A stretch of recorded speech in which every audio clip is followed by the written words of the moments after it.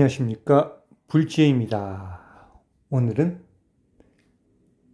중생의 삶이란 내용으로 이야기를 함께 나누고자 합니다. 오늘은 제가 이 지구에 그리고 이 사바세계에 살면서 사람들과의 있었던 이런 일부분의 내용을 여러분과 함께 공유하고자 합니다. 저는 이 나무아미탑을 연구를 하면서 이 사바세계에서 다음에는 영원한 대자유의 길로 가기 위해서 부처님께 의지하며 염불하며 살아가고 있습니다.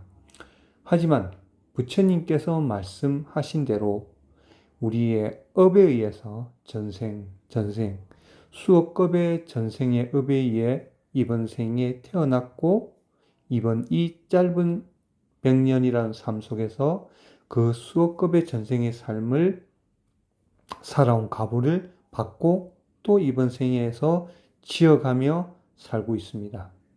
그 윤회의 바퀴에서 벗어나기 위해서는 스스로 탈출하는 방법도 있지만 부처님의 거룩하신 원력으로도 이 윤회의 고리에서 탈출할 수가 있습니다. 그것이 나무아미타불입니다. 그래서 저도 이 사바세계에 나무아미타불 연구를 하고 살지만은 그 업 속에서 저도 벗어날 수는 없습니다. 나무아미타불 연구를 하루에 10,000번 한다고 해서 갑자기 돈이 5천억, 8천억이 생기는 것도 아니고 갑자기 어떤 일이 일어날 수가 없습니다. 갑자기 어떠한 일이 일어난다는 것은 업에 우리가 교육받고 업을 알고 있는 상황에서는 이루어질 수가 없는 것입니다. 쌓이고 쌓여야 그 업이 우리는 하나씩 이루어지는 것입니다. 우리가 야구를 보더라도 저번에 말씀드린 대로 갑자기 아무리 힘이 센 선수라 하더라도 150kg의 공을 던질 수가 없습니다. 그러나 초등학교, 중학교, 고등학교 동안 계속 야구라는 운동을 하면서 던지는 연습을 하게 되면 150에서 140kg를 80개, 90개씩 던질 수가 있는 것입니다. 자, 이처럼 우리는 이 업 속에 살고 있습니다. 저는 아파트 회장을 하다 보니 참 중생이란 삶이 내 듣고 싶은 것만 듣고 내 고집대로, 내 고집이라는 것은 내가 쌓여온 그 습에 강력하게 물들어 있기 때문에 내 스스로도 벗어나지 못하고 또 벗어나려 하고 싶지도 않으려 하는 것입니다. 왜? 그것이 틀렸다고 하면 내 자신이 판단한 것이 틀린 것이 부끄럽기도 하고 창피하기도 하고 자존심이 상하기 때문입니다. 아파트 회장을 하다 보니 이 아파트가 작은 국가이며 작은 정치판인 것입니다. 우리 아파트가 준공된 뒤에 우리 아파트는 옥상에 옥상 경관 조명이 있습니다. 그래서 부산에서도 최초의 아름다운 옥상 경관 조명이라고 해서 동상을 수상하게 되었습니다. 그런데 그 아파트 옥상 조명을 준공 때부터 켰는데 40층에 살고 있는 입주민 한 분이 본인이 눈이 부시다는 이유로 이 옥상 조명을 끄게 계속 민원을 넣는 것입니다. 회의록, 녹취록을 봐도 그분이 와서 계속 이 옥상 조명을 끄도록 욕을 하니까 당시에 입주자 대표회의 동대표들도 옥상 조명을 껐습니다. 10몇 년을 옥상 조명을 끄고 살다가 요즘 추세는 작은 건물, 작은 빌라, 작은 원룸에서도 옥상에 조명은 켜서 그 브랜드를 알리고 홍보하기 위한 차원으로 사용합니다. 그래서 제가 회장이 되다 보니까 저에게 옥상 조명을 켜달라는 민원 건의가 많았습니다. 그래서 우리 아파트 입주자 대표 회의를 열어서 입주민께서 옥상 조명을 켜기를 많이 원하시니 옥상 조명을 켜는 것이 어떻겠습니까? 라고 안건을 상정해서 물으니 동대표님들께서 옥상 조명을 켜자 하고 의결이 난 것입니다. 아파트 입대인은 우리가 말하는 나라로 치면 국회의원들과 같은 것입니다.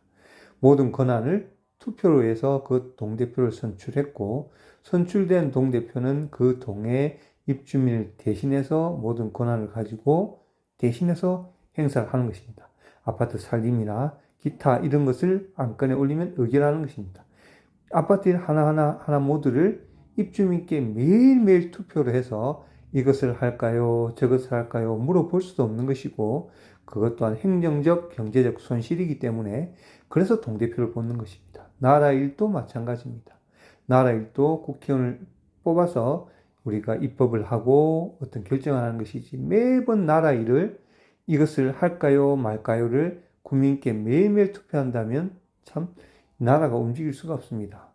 아파트도 마찬가지. 볼펜 하나, 휴지 하나, 종이 하나 사는 것을 이것을 이 업체에 살까요 말까요를 투표로 결정한다는 것은 참 많은 그 시간적, 경제적 낭비이기 때문에 그래서 동대표들에 의해서 그것을 의견을 올리고 의결하는 것입니다. 의결해서 옥상 조명을 켜니 역시 나 그 40층에 사는 그 입주민께서 저에게 전화를 주셨습니다. 옥상 조명을 끄라는 것입니다. 너무 밝기 때문에. 그래서 제가 그것은 끌 수가 없다. 이 의결로 해서 옥상 조명을 켠 것이기 때문에 입주민 한 사람이 끄라고 해서 끄고 켜라고 해서 켜는 것이 아니다라고 하니 저에게 옥상 조명을 끄지 않으면 살인의 충동을 느낀다라는 전화도 주셨습니다. 그래서 저는 그래도 그것은 의결난 사항은 할 수 없기 때문에 켜오고 있었습니다. 그분이 이렇게 밝으니 힘들다 하는 내용이 있어서 우리는 거기에 맞게 나름대로 옥상 조명을 각도도 조절하고 전구도 바꾸고 이런 중이었습니다. 그 중에 그분이 내용 증명으로 이런 것을 개선하고 바꿔달라는 내용 증명을 보내서 우리 그 당시 입대위와 관리사무소에서는 그 내용에 대해서 이렇게 고치겠다라고 다시 내용 증명에 대한 답변을 드리니 그 답변을 받지 않고 수신 거절한 후 바로 아파트를 상대로 자신이 사는 아파트에 옥상 조명을 끄라고 소송을 걸었습니다. 소송장을 보니 자기에게 3천만 원을 배상을 하고 거기에 따라서 여기에 살지 않고 서울의 오피스텔에 힘들어서 살고 있으니 교통비, 그 다음에 정신과 치료비 이런 것까지 다 본인에게 달라는 것입니다. 즉시 우리 입대위도 의결해서 소송에 대응을 했습니다. 소송 진행 절차 1심에서 판사님께서는 3천만 원이라는 돈은 너무 과하니 다시 청구를 하라 해서 그분이 500만 원으로 낮춰서 청구를 하게 되었습니다. 이러한 재판 과정에서 판사님이 바뀜에 따라 이 법에 대한 빗조명에 대한 것을 판사님이라 하더라도 전부 다 모든 법에 대해 다 알지는 못합니다.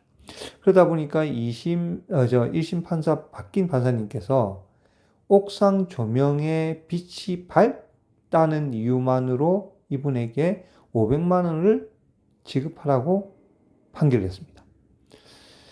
우리는 즉시 항소에 들어갔습니다. 여러분, 저희 근처에 사직야구장이라는 곳이 있습니다. 사직야구장은 야간 경기 때 엄청난 밝은 빛으로 야간 경기를 합니다.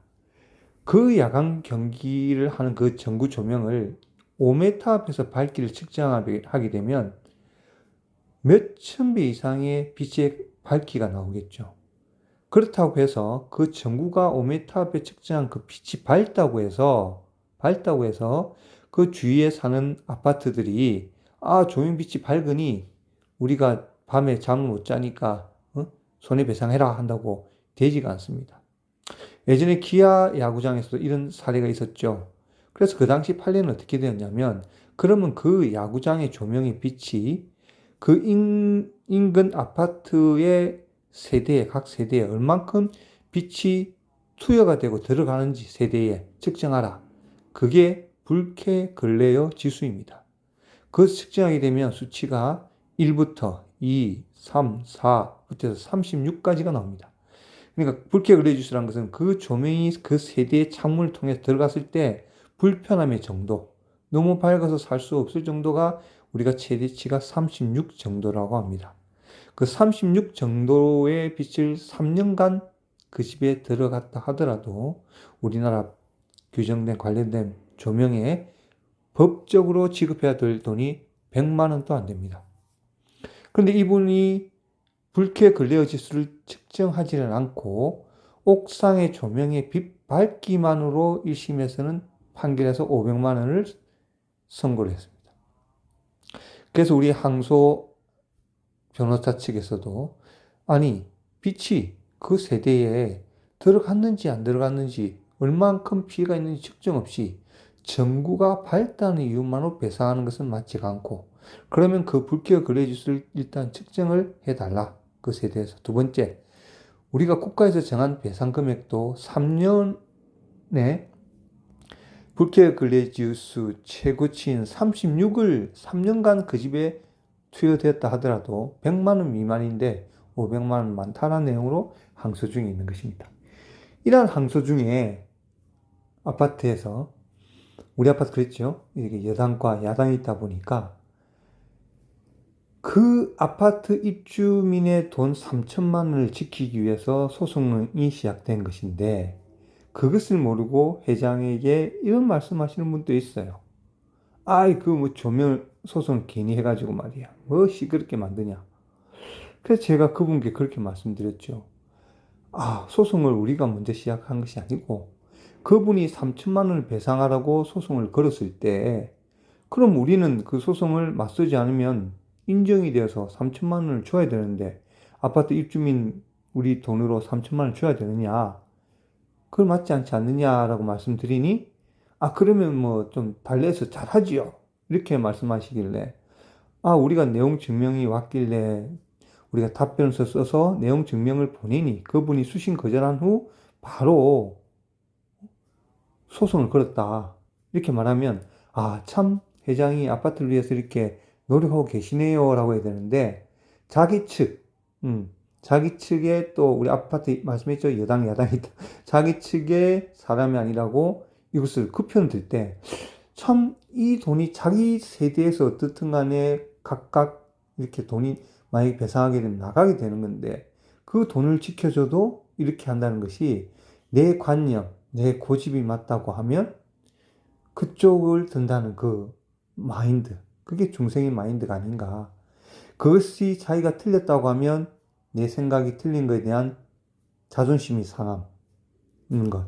그 다음에 인정하게 되면 내가 못났다는 것이 또 스스로 인정하게 되니 그것이 싫어서 끝까지 밀어붙인 이런 게 좀 살다 보니 이 중생 세계에서는 있는 것 같습니다. 그 이후에 우리가 또 관리규약을 아파트에서 만들었는데 관리규약이란 것은 부산시에서 어떤 큰 상위법이 내려오면 이 부산에 있는 각 아파트는 그 해당 아파트의 관리규약을 가지고 부산시에 내려온 큰 상위법이 우리 아파트법에 변경된 것은 고치고 현실적인 아파트에 대한 것은 조정합니다. 그럼 최초 아파트 관리소장이 그 법안을 이제 만듭니다. 그래서 우리가 위탁을 맡긴 거죠. 네, 만들면 그 만든 초안을 입대 회의 때 안건으로 올려서 동대표분들이 법조항 하나하나를 보고 이게 맞는지 안 맞는지 추가하고 삭제하고 보완해서 의결을 합니다. 그럼 동대표 입대에서 의결한 사항은 선관위에 넘겨서 우리가 이 만든 사항을 입주민께 동의를 구합니다. 그러면 각 세대에 그 만든 규약을 전부 다 복사를 해서 책으로 만들어서 각 세대 1149세대 다 우편함에 넣어서 드립니다. 그러면 세대에서는 그것을 가지고 하나하나 읽어본 뒤에 한 3, 4일 시간을 들이죠. 그런 뒤에 투표가 진행이 됩니다. 한 3일에서 4일 전자투표와 현장투표를 하게 됩니다. 이렇게 투표가 진행되고 있는 중에 전 입대 회장이라는 사람이 또 야당이죠. 뭐 그 관리규약이 이것이 맞네 안 맞네 이것을 고치라고 하는 것입니다. 그래서 저희가 아니 이거 지금 이게 맞고 안 맞고를 떠나서 의결된 사항이고 그럼 의결 전에 와서 방청을 하셔가지고 이 조항을 뭐 추가해달라 빼달라 건의해야 되는데 이미 의결이 끝난 뒤에 지금 와서 그리고 지금 입주민들이 전자투표가 진행되고 있기 때문에 주권을 행사한 세대도 있는데 이 상황에서 이것을 바꿀 수는 없는 것이다. 그래서 이 사항이 이 법이 뭐 맞는 법이든 틀린 법이든 입주민이 틀리면 동의를 안 할 것이고, 그 다음에 맞으면 우리 아파트 현실에 맞다면 동의를 할 것이다. 그 투표 결과를 보고 동의하게 되면 이것은 효력이 있는 것이고, 이 관리규약에 동의를 안 하겠다는 그 투표율이 나오고 찬성률이 나오면 이건 다시 재논의할 것이다 라고 했습니다. 그러나 입주민들은 찬성률 96%로 이 관리규약이 통과되었습니다. 그럼에도 불구하고 어제 구청에 전직 회장 같아요. 민원을 넣은 겁니다. 이 조항이 틀려서 이게 이제 잘못된 것이다. 그래서 그 담당 공무원이 전화가 와서 30분 동안 통화를 해서 설명을 드리니, 그분들이 이해를 못하고 계시네요. 이 조항에 말씀하신 대로 다 뭐 이상 없습니다 하고 마무리가 됐습니다. 이처럼 전직 회장이라는 사람이 어떻게 보면 이 회장 업무를 해본 사람인데 의결이라는 것이 어떤 것인지를 모르는 것 같고, 입주민의 과반수에 동의를 했다는 자체가 얼마나 무게가 있는지를 모르는 것 같은 느낌도 들고, 안다고 해도 이렇게 한다는 것은 앞서 말씀드린 대로 그 중생심이 내가 맞는 것에 대해서 고집하고 싶어하는 그런 마인드가 참 많다는 것을 느낍니다. 그리고 여러 가지 내 이익에 너무 치우친다. 어떤 자리에 나오게 되면 전체를 위해서 나가야 된다는 마음으로 리더라는 입장으로 우리가 나가야 되는데, 그렇지 못한 사례를 너무 제가 아파트에 있으면 회장을 하면서 많이 보게 됩니다. 그래서 중생의 삶이란 것은 이런 것이구나라고 요즘 많이 느끼고 있으면서 저도 그 속에 살고 있는 중생이지요. 그러나 이러한 윤회의 고리에서 우리가 벗어나기 위해서는 우리가 할 수 있는 것은 나무아미타불이다. 내가 수행을 하고 싶고 바른 길로 가고 싶다 하더라도 주위에서 끌어당기고 당기고 또 이렇게 여러 가지 일이 있다 보면 이 인간이라는 심리는 거기에 완전히 또 혼자가 아니기 때문에 거기에는 가족도 있고 친지도 있고 또 지인도 있기 때문에 내 스스로의 모든 것은 결정하고 산다고 착각할 뿐 그 영향을 받지 않을 수가 없습니다. 그만큼 모든 이 시절 인연의 영향을 받을 수가 없는 것입니다. 시절 인연의 힘을 우리는 무시할 수 없고 거부할 수가 없습니다. 그런 삶 속에 내 스스로 닦아서 이 윤회의 수레에서 벗어나기는 상당히 힘든 것입니다. 그래서 나무아미타불 연부를 부르면서 우리는 그 영원한 대자유의 길을 찾아가야 된다는 생각을 더욱더 하게 되는 것입니다. 오늘은 여태까지 제가 찍었던 유튜브 중에 가장 길었던 유튜브 같습니다. 아니죠. 저번에 30분 이상 한 것도 있죠. 그래서 참 중생의 삶이란 것이 이런 삶 속에서 이것이 어떻게 보면 바른 길인데도 그 바른 길을 이렇게 어떻게 보면 방해하는 사람들도 있고 도와주는 사람도 있고, 이 모든 것 또한 인연법이라 다 때가 돼야 된다는 것을 느낍니다, 여러분. 여러분 또 삶은 살아가는데 어떠신지요? 참 삶이란 것이 이런 여러 가지 우리가 생각지도 못한 여러 가지 이런 사항이 이렇게 이어가면서 살아가는 것 같습니다.